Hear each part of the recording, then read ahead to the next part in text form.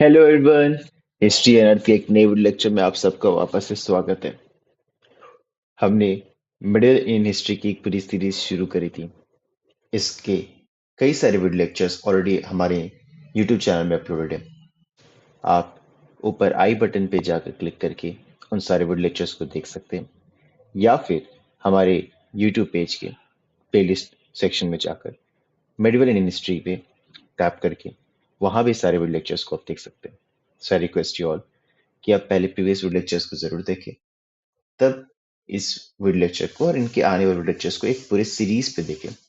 तब जाकर आपको बेटर वे में पूरी मिडवे इंडियन हिस्ट्री समझ में आएगी। जैसा मैंने आपको पहले ही बताया था, इन सारी वीडियो लेक्चर्स की सोर्स मटेरियल के तौर पे हमने सतीश चंद्र सर की मिडवे इंडियन हिस्ट्री की पार्ट 1 एंड पार्ट 2, जो यहाँ पे आपको देखने मिल रही है। It's midway Indian history from sultanate to Mughal Delhi sultanate 1206 to 1526, part 1, and then part 2 IGNOU online sources, research papers and कई सारे और सोर्सेस का भी इस्तेमाल हम कर रहे हैं। आई होप आपको वीडियो लेक्चर बिल्कुल अच्छा लगेगा। अगर आपको इन वीडियो लेक्चर से थोड़ा सा भी फायदा हो तो I request you all to please like, comment, share, subscribe. Don't forget to press the bell notification so that जब भी नेक्स्ट वीडियो लेक्चर आए तो आप सबको सबसे पहले पता चले। Also, one more important thing, इन सारे वीडियो लेक्चर्स के पीडीएफ मैं एक बार में आपके लिए हमारे इंस्टाग्राम पेज अनर्थ हिस्ट्री, उसकी लिंक आपको हमारे डिस्क्रिप्शन बॉक्स में मिल जाएगी। वहां पर जाके बायो पे आप टैप करोगे तो आपको वहां पे PDFs free of cost available है। तो चलिए शुरू करते हैं। हमने ऑलरेडी कुतुबुद्दीन ऐबक, शमसुद्दीन इल्तुतमिश, रजिया, रुकनुद्दीन के बारे में कई सारे फैक्ट्स अंडरस्टैंडिंग को हमने डायमेंशंस को समझने की कोशिश करी है। आज हमारी जो एक नेक्स्ट इंपॉर्टेंट टॉपिक और द पर्सनैलिटी जिनके बारे में बात करनी है वो है बलबन। बलबन, इनका असली नाम था उलुग खान और उलुग खान, राइट। इनका जन्म सेंट्रल एशिया में हुआ। एक किलबारी टक लीनियज फैमिली में इनका जन्म हुआ। ये एक बहुत ही अ, महान राजा की तरह एमर्ज हो रहे थे। एक अच्छे, एक कह सकते हैं कि इनका बैकग्राउंड बहुत स्ट्रांग हुआ करता था। बट चीजें एक जैसी नहीं रहती, उनमें बदलाव होता है। सामाजिक, राजनीतिक, आर्थिक बदलाव होते हैं, socio political, economical. Nomadic tribes, हमें पता है सेंट्रल एशिया में बहुत पॉपुलर थे, and they used to move from one location to another, thus they are nomads. And वो जाते थे, वो इन्वेड करते थे, लूटपाट करते थे, ब्लडशेड करते थे। वैसे ही एक इफेक्ट, एक आउटकम हमें देखने मिला हमारी ट्राइब्स के इन्वेशन का, कि उलुखन को हराया गया, उनको पकड़ा गया और उनको बगदाद के स्लेव मार्केट में बेच दिया गया। अब वहां पे इनको खरीदा किसने? तो इनको खरीदा हमारे शमशुद्दीन इल्तुतमिश, सन and law and slave of Qutubuddin Aibak, the father of Razia। तो उनको पकड़ा गया उलुग खान को, एंड देन शमशुद्दीन इल्तुतमिश के अंदर वो एक स्लेव की तरह आते हैं। और यहीं से बलबन की पूरी एक जर्नी लाइफ की, from a slave to a ruler शुरू होती है। अब rise to power historiographical perspective से देखते हैं। तुर्कान चहलगानी, जिनके बारे में मैंने प्रीवियस लेक्चर में आपको बताया था, ये वर्ड क्यों आया, क्या ये word 40 actually meant to be 40 थे या नहीं थे, ये मैंने प्रीवियस लेक्चर में आपको बताया।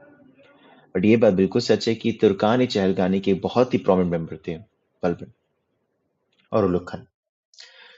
वो ये पूरी तुर्कान चहलगानी थी, वो एक ओलिगार्क की तरह काम करती थी। ओलिगार्क का मतलब जैसे मोनोपोली में होता है या मोनार्की में होता है, एक पर्टिकुलर इंडिविजुअल रूल कर रहा है।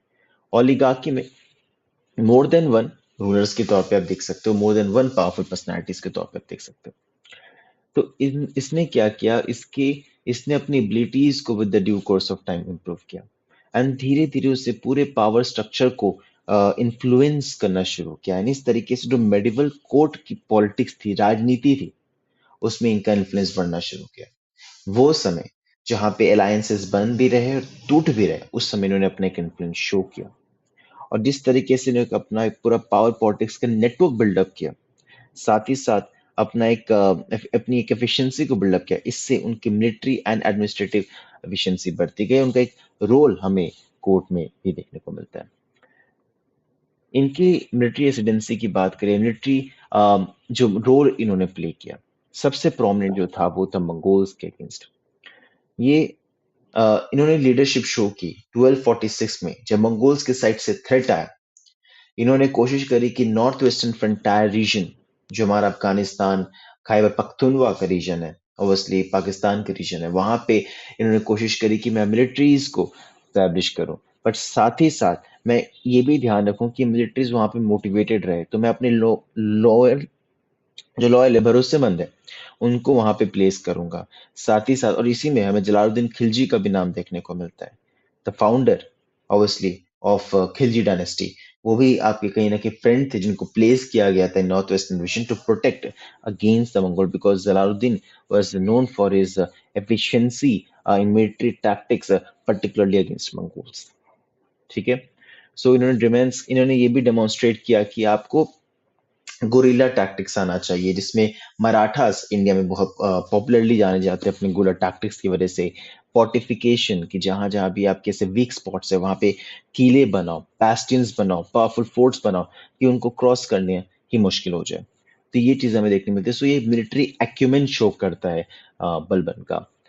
एज अ नायब अंडर नसीरुद्दीन महमूद, नसीरुद्दीन महमूद जो थे वो ग्रैंडसन थे इल्तुतमिश के। एंड इन्होंने एक्चुअली इनके दौरान क्या होता है, बलबन का एक राइज हमें देखने को मिलता है, राइट। नसीरुद्दीन महमूद के दौरान क्या होता है, बलबन ऑब्वियसली एक रिलेशनशिप में आ जाते हैं नसरुद्दीन महमूद के। और नसरुद्दीन ने सारा सारा पावर एज पावर कहीं ना कहीं बलबन के हाथ पे ही सौंप चुके होते हैं वो। और बलबन डी फैक्टो रूलर की तरह ही काम करना शुरू करते हैं। हिस्टोरियंस इसे इंटरप्रेट करते हैं कि इस पीरियड के दौरान जितना कुछ बलबन ने स्टेप्स लिए, जितने कुछ बलबन ने पॉलिटिकल मेजर्स या अदर मेजर्स लिए, वो बाद में जाके जब वो रूलर बनता है, हमें उसका एक रियल प्रेजेंटेशन देखने को मिलता है। सो इसका रिहर्सल हमें एक्चुअली इस पीरियड के दौरान ही देखने को मिल जाता है। चाहे आप उसमें मिलिट्री में बोलो, चाहे उसको स्पाई सिस्टम में बोलो, चाहे उससे पावर सेंट्रलाइजेशन में बोलो, किसी चीज में बोलो, हमें वो यहाँ पे ही देखने को शुरुआत मिल जाती है। स्ट्रगल विद चहलगानी। चहलगामी, जैसे मैंने बताया कि पावरफुल नोबल्स थे, और मैंने प्रीवियस लेक्चर में वीडियो लेक्चर में ये बताया था कि बर्नियस स्कॉलर्स ये बताते हैं कि इनमें सबसे बड़ी दिक्कत ये थी कि ये कहीं ना कहीं एक दूसरे को रिस्पेक्ट नहीं करते थे। ऑल्दो सुल्तान उनको एक लेवल पे देख रहे, बट वो अपने आप को नहीं देखते थे, वो अपने आप को ऊपर एक दूसरे से समझते थे, तो उसमें कन्फ्लिक्ट होने की पॉसिबिलिटी बढ़ जाती है। एंड बलबन के साथ भी कुछ ऐसे थे, जैसे मैंने इमामुद्दीन की बात करें, जो कि इंडियन मुस्लिम थे, जिनको बलबन की जगह बाद में प्लेस किया गया था, इमामुद्दीन को। तो पॉइंट क्या है कि हमें ये देखने मिल रहा है कि पावर पॉलिटिक्स चल रहा है। हर एक कोई ये चाहता है कि उनके पास पावर बने। और यही एक रीजन था कि तुर्कान चहलगानी, जो एक पावरफुल नोबिलिटी थी, खासकर शमशुद्दीन इल्तुतमिश के अंदर, जिनको शमशुद्दीन इल्तुतमिश के अंदर, उनको बाद में डिसंगेज कर दिया गया, उनको हटा दिया गया, डिसमेंटल कर दिया गया। और अगर हम देखें, कई सारे स्कॉलर्स ये बोलते हैं कि बोलते हैं ना, आपका समय से पहले उनको रिटायरमेंट दे दिया जा रहा है, कि आप कहीं भी जाओ, आपको जो प्रॉपर्टी चाहिए वो प्रॉपर्टी ले लो, जितने पैसे चाहिए लो, बट मेरे से दूर चलो। एक काइंड ऑफ ऐसा रिटायरमेंट इनको देने की कोशिश की गई थी। ठीक है। और इसमें हमें दो चीजें और देखने मिलती है कि बलबन ये भी कोशिश की थी कि वो सारे लोग, वो सारे नोबल जो मेरे बातों से सहमत नहीं है, जो मेरे अगेंस्ट है, मेरे डिसेंट रखते मेरी बातों से, या तो उनको हटा दो, या तो उनको मार दो, या तो रिशफल कर दो। तो इस तरीके से उसने कोशिश की थी कि मेरे आसपास जितने लोग होंगे सारे मेरे लॉयल होंगे, काम खत्म। इंटेलिजेंस नेटवर्क इसने बहुत स्ट्रांग बनाया था। इंटेलिजेंस नेटवर्क के लिए क्या चाहिए होता है, स्पसास और स्पाइस। ठीक है। ऑब्वियसली, तो स्पाइस चाहिए होता है। स्पाइस का काम क्या होगा कि वो अलग अलग जगहों पे जाएंगे, घूमेंगे, ये देखेंगे कि क्या कॉन्स्पिरेसीज चल रही है, क्या क्या मेरे एज अ सुल्तान, क्या मेरे स्टेट के अंदर सिसेशनिस्ट टेंडेंसी जो होते हैं, राज्य को तोड़ने की कोशिश की जा रही है क्या, मेरे अगेंस्ट रिवोल्ट करने की कोशिश की जा रही है क्या, ऐसी कोई भी चीजें जिससे राजा के पोजीशन को वीक करने की कोशिश की जाती है, उन सबको देखा जाए और उनको ब्रेक करने की कोशिश की जाए। तो ऐसी चीजें में हमें देखने मिलता है कि बलबन ने बहुत इफेक्टिव रोल प्ले किया था इस पीरियड के दौरान। Administrative reforms and government governance policy की बात करते हैं, फिलोसफी की बात करते हैं।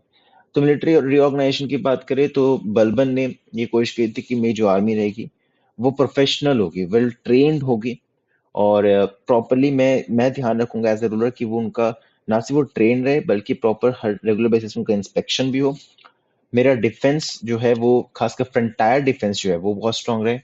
मैं फोर्टिफाई करूं अपने फ्रंटायर्स को, मैं बैस्टियंस क्रिएट करूं, मैं अपने नोवल्स को वहां पे प्लेस करूं, और कहीं ना कहीं मेरी खुद की army. I don't want to be dependent on someone else, I want my own army. ऐसा एक फिलोसफी था बलबन का। ये चीज इंपॉर्टेंट बिकॉज बलबन कहीं ना कहीं किसी पे डिपेंडेंट नहीं रहना चाहते थे। Justice an instrument of power, Balban के अंदर एक खासियत ये भी थी कि बलबन मानते थे कि जो जस्टिस होती है वो मेरे दो आंखों की तरह है। और कहीं ना कहीं मैं जस्टिस के पीछे जस्टिस को कभी इग्नोर नहीं कर सकता। मैं और सबसे बड़ी बात क्या है कि बलबन ने ये भी कोशिश की थी कि मैं सारे पावर को कॉन्सेंट्रेट कर लूं अपने हाथ में। मैं ही जो हूँ, मैं ही उस भगवान का एक शैडो हूँ, एक छाया हूँ, जो आप सबके ऊपर रूल करने के लिए बना है। और मैं ही कानून हूँ, और मैं ही कानून, मैं जो बोलूंगा वो कानून बन जाएगा, और वो सब पे लागू होगा चाहे वो कोई भी हो। बट सिर्फ एक जन पे लागू नहीं होगा, वो होगा खुद मैं, क्योंकि मैं ही कानून हूं। तो ऐसी एक आइडियोलॉजी के साथ बलबन जो है वो काम करता था। और बलबन ये मानता था कि टिट फॉर टैट होना चाहिए। और उसने ये कहा था कि अगर आपने किसी के साथ कुछ बुरा किया है तो आपको उसकी सजा मिलेगी। और कई सारे तरह की पॉलिसी, कई सारे तरह के ऐसे मेजर्स बलबन ने एक्चुअली उठाए थे, जिसको प्रोमिनेंटली हम बाद में रखे ब्लड एंड आयरन पॉलिसी की तरह भी देखते हैं। कई सारे पनिशमेंट हम मान सकते, क्रूअल पनिशमेंट हम मान सकते, जैसे ऑब्वियसली हाथ को काट देना, या म्यूटिलेशन जिसको हम बोलते हैं, या फिर आधा बाल को शेव ऑफ कर देना, या फिर हाथियों से चिपवा देना, या फिर एनिमल की स्किन को पहना देना। उससे क्या होता है कि पूरा बॉडी जो होता है वो सक्शन के अंदर आ जाता है, और उससे इवेंचुअली इंसान जो है वो भी मर जाता है। अ, और कई सारे तरीके ऑफ और फांसी तो नहीं, सॉरी, चॉप ऑफ कर देना गला। तो कई सारी चीजें होती है। तो इस तरीके से हम ये जानते कि बलबन ने कई सारे ऐसे प्रैक्टिसेस को अपनाया था as a part of punishment, right. हमें ये भी देखने को मिलता है कि एक इंसिडेंस देखने को मिलता है जहाँ पे अ, एक डेट पेमेंट ना होने की वजह से, मतलब एक कर्ज पेमेंट ना होने की वजह से उतना अमाउंट ऑफ स्किन निकाल लिया गया था उस डेटर के बॉडी से। तो इस तरीके से का भी हमें देखने को मिलता है। प्लस बलबन जो था वो हमेशा कोशिश करता था कि जो एज अ सुल्तान मैं सबसे ऊपर बैठूं, एज अ सुल्तान मैं सबसे बेस्ट क्वालिटी ऑफ कपड़े पहनूं। तो इस तरीके से उसने कारखाने भी बनवाए थे। और वो इसने भी एक डिसीजन दे दिया था कि जो मैं कपड़े पहन रहा हूँ वो कोई और नहीं पहनेगा, जो मैं मुकुट पहन रहा हूँ वो कोई और नहीं पहनेगा। तो इस तरह से चीजें हमें देखने को मिलती है। साथ ही साथ उसने ये भी कोशिश करी थी कि मैं अपने पोसेशंस को इतना पावरफुल, इतना अमेज दिखाऊं कि लोग मुझसे ना सिर्फ डरे बल्कि मुझे पोजीशन को भी हायर रखे। और इसी तरह ये देखने मिलता है कि जब भी वो जाते थे उनके बॉडी गार्ड्स रहते थे देखने में खूंखार, प्लस उनकी तलवारें जो थी वो हमेशा बाहर निकली थी, नंगी तलवारें से हम कह सकते हैं। वो कभी उस कमान के अंदर नहीं थी, हमेशा बाहर निकली रहती थी। That's the part. और ये मान लीजिए कि दूर दूर से लोग देखने आते जब भी बलबन का पोजीशन जाता था। तो इस तरीके से बलबन ने अपने को प्रेजेंट करने की कोशिश की थी। उसने कोर्ट को भी जो अपना पूरे कोर्ट होता है, जो अपना किंगडम है, कोर्ट है, उसको प्रॉपर डेकोरेट करने की कोशिश की थी कि जब भी कोई आए देखे तो एक एक बहुत ही अमेज हो जाए देख के। तो इस तरीके से कहीं ना कहीं बलबन ने बहुत ज्यादा कोशिश करी थी अपने पूरे कोर्ट को भी बनाने की। शायद उसने ड्रिंक करना मना कर दिया था, खासकर कोर्ट के अंदर। क्योंकि उनका उसका मानना ये था कि अगर कोई ड्रिंक करके आता है तो वो अपने स्टेट ऑफ माइंड में नहीं होता। सेकेंडली उसने हंसने से मना कर दिया था। वो खुद भी नहीं हंसता था, दूसरे भी नहीं, सिर्फ क्योंकि वो उसका मानना ये था कि अगर मैं यहाँ काम करने आ रहा हूँ, आप काम करने हो तो काम करो, और काम ही करो, हंसना नहीं है। और जितनी भी चीजें थी जिसकी वजह से फॉर एग्जाम्पल डांस होना, सिंगिंग होना, म्यूजिक, ये सारी चीज सब कुछ उसने बंद करवा दिया। और उसने सिर्फ और सिर्फ फोकस किया काम के ऊपर। ये चीज था। उसने अपने आप को गिलगमिश से भी जोड़ा, जो कि एक पर्शियन मैथोलॉजिकल किंग है। और उससे अब जोड़ा है, अपने आप को जोड़ा है, और इसका रीजन था डिवाइन एट्रीब्यूट देने की कोशिश कर रहा था वो अपने आप को। तो ये चीजें भी हमें कहीं ना कहीं देखने को मिलती है। ठीक है। और ये जो मैंने बताया था कि उसने कहीं न कहीं अ, बहुत ज़्यादा स्ट्रीमलाइन किया था एडमिनिस्ट्रेशन को, और उसने सेंट्रल लेवल, प्रोविंशियल लेवल हर जगह पे अपने एक कंट्रोल को एस्टैब्लिश करने की कोशिश करी थी। प्लस बलबन जो था उसने लैंड सर्वेस भी कंडक्ट करवाए थे, टैक्स कलेक्शंस भी कंडक्ट करवाए थे। तो इस तरीके से देखने मिलता है कि उसने स्टेट की ट्रेजरी को भी किसी तरह की दिक्कत ना हो उसकी उसने पूरी कोशिश करी थी। The policy of blood and iron, जैसे मैंने बताया कि ब्लड एंड आयरन पॉलिसी यही था कि आपको ये प्लस ये याद रखना कि बलबन ने ब्लड एंड आयरन की पॉलिसी तो एक स्लोगन नहीं थी, बल्कि ये था कि मैं अपनी अथॉरिटी को कैसे आपके ऊपर इम्पोज कर सकूं। तो उसमें मेनली ये कोशिश कर रहा था कि मैं ब्लड एंड आयरन पॉलिसी जो है, इसका मतलब है कि मैं मार दूंगा, मैं ब्लड शेड क्रिएट कर दूंगा, आई डोंट केयर। ऐसी है, ऐसी चीज थी। अब वो क्यों कर रहा था? बिकॉज उसे ये चाहता था कि बस सब जगह पीस मेंटेन हो, मेरे अगेंस्ट कोई रेबल ना क्रिएट करे, कि जैसे लोकल रेबेलियन जो आ रहा था खासकर मेवात के रीजन में, उन सबको भी इस तरीके से मेवात में। और बैंडिट्स के केस हमें देखने मिलते हैं। बैंडिट्स का जब केस हुआ था तो उसने पूरी जंगल को क्लियर करवा दिया था, एंड बाद में जाके बैंडिट्स को मारा भी था, एग्जीक्यूट भी करवाया था। तो इस तरीके से हमें चीजें देखने को मिलती है। बलबन ने कैंपेन हमें देखने मिलता है कि स्कॉच अर्थ पॉलिसी को बहुत फोकस किया था। स्कॉच अर्थ पॉलिसी होता है जो जर्मन्स के अगेंस्ट रशियंस ने फॉलो किया था वर्ल्ड वॉर 2, कि जो भी आर्मी जा रही है उससे पहले के सारे कनेक्शंस को ब्रेक करने के लिए पूरे एरिया को जला दो। कोई ना आ पाएगा, ना जा पाएगा, ना आपका ना कनेक्शन, आपको ना ही फूड सप्लाई या कुछ सप्लाई और मिल पाएगा, जिससे आपका इवेंचुअली आप हार जाओगे।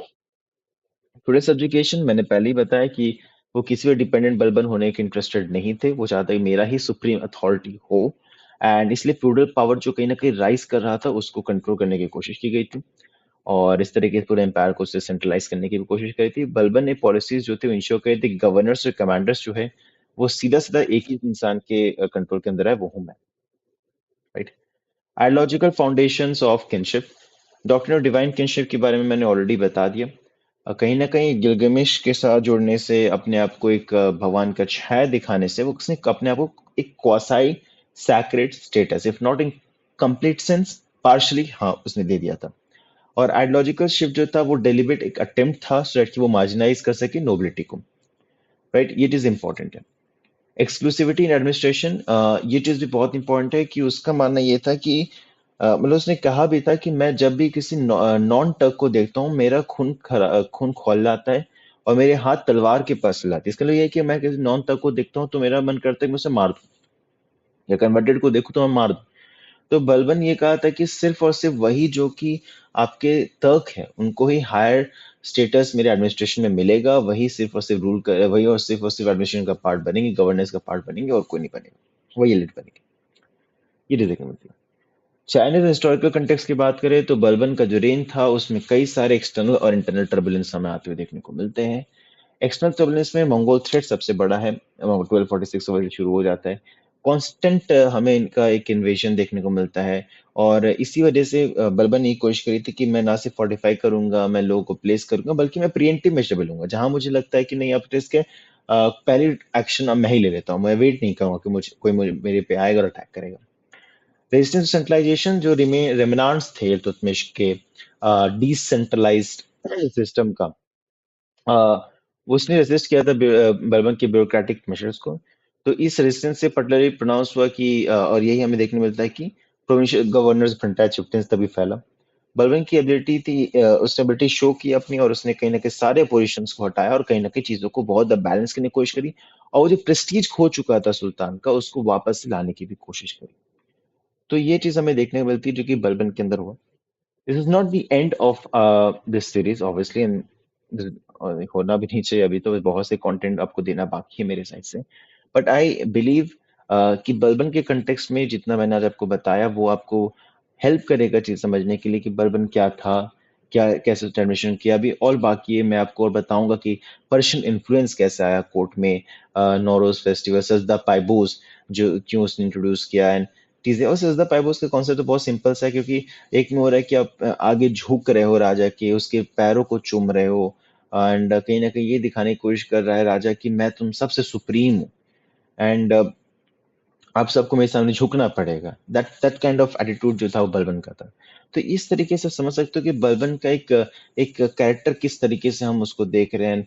धीरे धीरे हमें ये भी समझ में आएगा कि मंगोल इन्वेजन, मतलब बेसिकली बलबन के बाद मंगोल इन्वेजन में क्या एक इफेक्ट पड़ा, और किस तरीके से जो एक खिलजी डायनेस्टी की तरफ जो है वो पावर धीरे-धीरे शिफ्ट कर रहा है। तो मैंने जलालुद्दीन खिलजी के बारे में बात करी, अब वही हम देखेंगे किस तरह की जलालुद्दीन खिलजी के साथ-साथ खिलजी डायनेस्टी की शुरुआत होती है और ये बल्बी डायनेस्टी जो है ऑब्वियसली बलबन के अंदर वो खत्म होती है। तो ये अब नेक्स्ट वीडियो लेक्चर्स में हम डेफिनेटली बात करेंगे। Again, before ending this video lecture, I request you all to please like, comment, share, subscribe. किसी भी तरह की डाउट हो आप मुझसे मेरी इंस्टाग्राम आईडी या फिर कमेंट सेक्शन में पूछ सकते हो। I will try to resolve it as soon as possible. Also आपको सारे बुक के रेफरेंसेस हमारे डिस्क्रिप्शन बॉक्स में मिलेंगे, प्लस जो भी आपको इंस्ट्रूमेंट से मैं यूज करता हूँ उन सब के भी रेफरेंस आपको वहाँ पे मिलेंगे। सब जाके अगर आपको परचेज करना तो आप आराम से परचेज भी कर सकते हैं। बाकी आपको पीडीएफ्स आपको हमारे इंस्टाग्राम बायो पे जरूर मिलेंगे, तो don't forget to follow us on Instagram as well. Unearth history, इसकी लिंक आपको डिस्क्रिप्शन बॉक्स में मिल जाएगी। तो चलिए पढ़ते रहिए। जय हिंद।